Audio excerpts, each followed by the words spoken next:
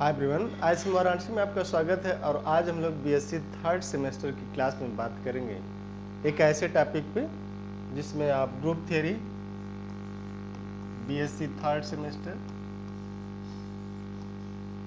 Mathematics और unit 1, अभी unit 1 ही चल रहा अपना, जिसमें आपने देखा कि व्हाट इज ग्रुप और उसमें क्लोजर, एसोसिएटेड, आइडेंटिटी, इनवर्स कैसे निकालते और कोई ग्रुप कब अबेलियन होता है। अब हम लोग बात करेंगे कि एग्जिस्टेंस ऑफ इनवर्स में कि पहला है कि यूनिकनेस ऑफ इनवर्स,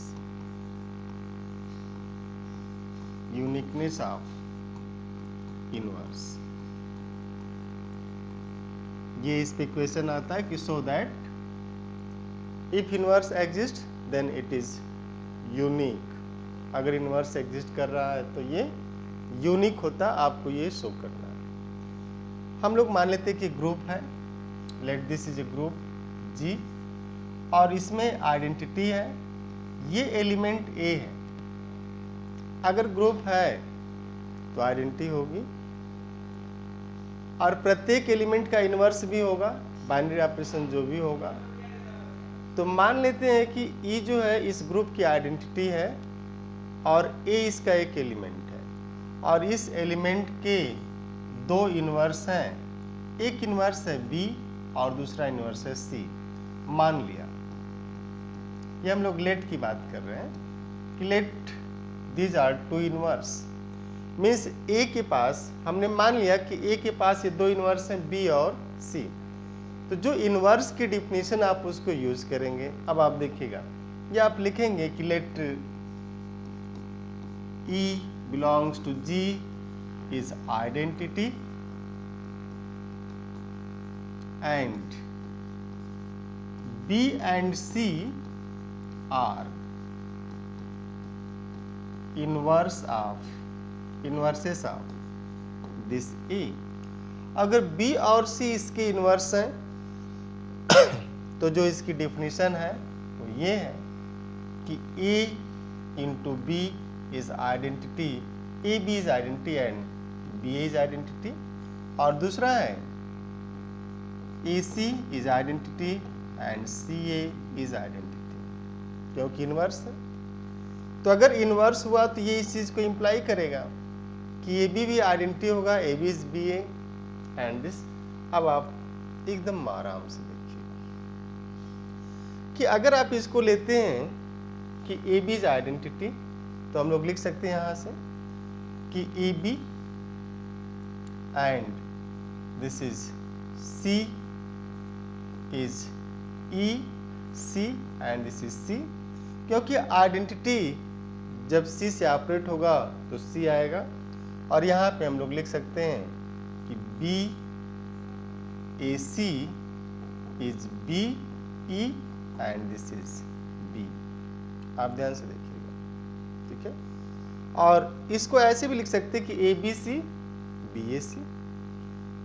देखिए ABC is C and BAC is B। आ गया ना आपके पास।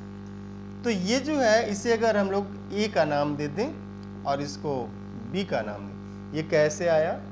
ये इसलिए आया क्योंकि अगर इनवर्स है तो AC आइडेंटिटी होगा, C आइडेंटिटी होगा।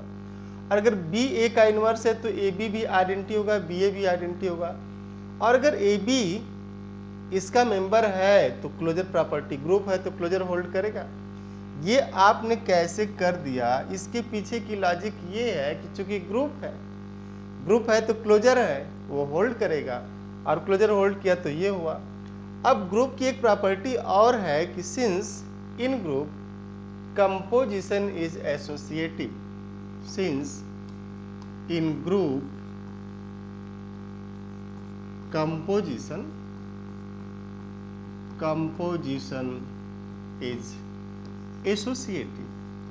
तो अगर ग्रुप में कंपोजिशन एसोसिएटिव हुआ तो इसका मतलब आप इस पेज पे आके देखिए, BAC is B and ABC is C।